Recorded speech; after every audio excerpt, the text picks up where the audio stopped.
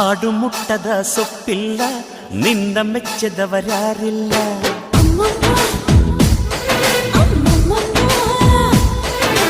ಜೇನಿಗಿಂತ ಸಿಹಿ ಬೇರಿಲ್ಲ, ನಿನ್ನ ಮುದ್ದಿಗಿಂತ ಸಿಹಿ ಬೇಕಿಲ್ಲ.